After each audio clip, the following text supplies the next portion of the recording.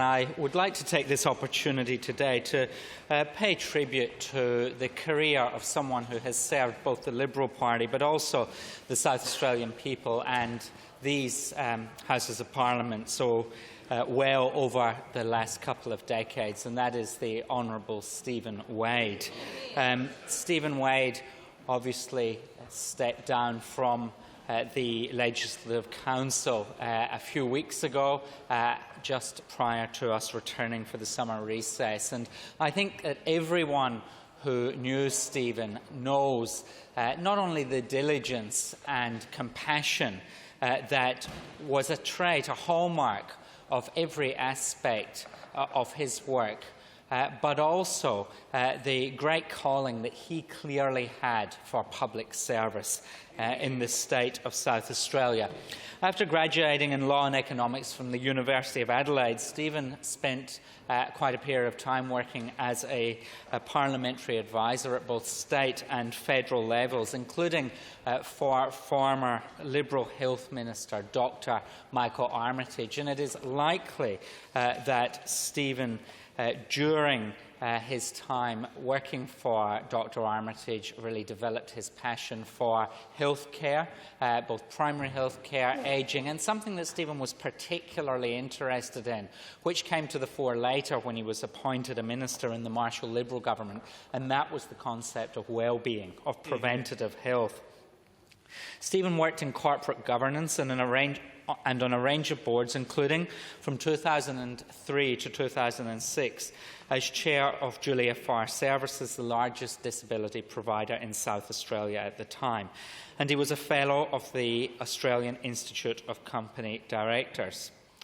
Following the 2006 state election and the departure of Angus Redford from the Legislative Council, Stephen filled that casual vacancy in May of that year, spending nearly 17 years as a member of the Legislative Council.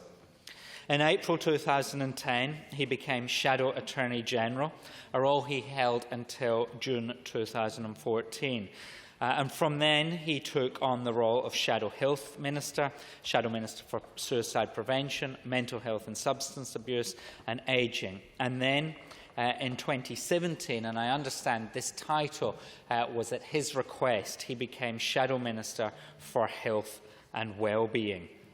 Following the election of the Liberal government in March 2018, Stephen took on that portfolio in government, covering health, well-being, mental health, ageing well, substance abuse and suicide prevention.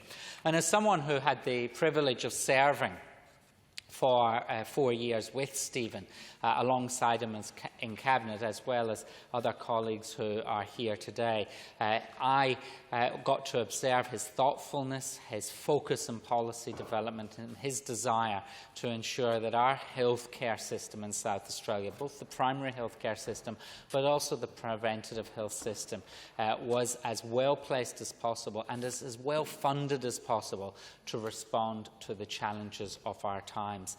And the challenges of our times were many. They were varied, and of course one in particular was incredibly unexpected. Stephen had the unexpected role of Health and Wellbeing Minister during the COVID-19 pandemic, and he took a very significant role both in the policy development and the emergency response alongside Premier Stephen Marshall, Chief Public Health Officer Nicola Spurrier and of course Commissioner Grant Stevens, the four figures who had such a key role in ensuring that South Australians were kept as safe as possible during that time. And I believe we will always have to be thankful for the role that Stephen played during that era. We shouldn't forget the very significant increase in health spending during that time, a record investment of $7.85 billion in our health system in the 2021-2022 financial year, including upgrades of the Queen Elizabeth Hospital, the Modbury Hospital, Flinders and the Lyell McEwen hospitals. Stephen was an exceptional health minister. He was a mentor, a compassionate leader, and he will continue to serve, I'm sure, the South Australian public, the Liberal Party and his community in the Adelaide Hills well into the future. And at every step of the way, standing by his side, supporting and encouraging him, was his wife, Tracy. We wish both of them a very enjoyable retirement, and we look forward to catching up with Stephen Wade very, very soon. Thank you, Stephen, for your contribution to South Australia. Hear, hear.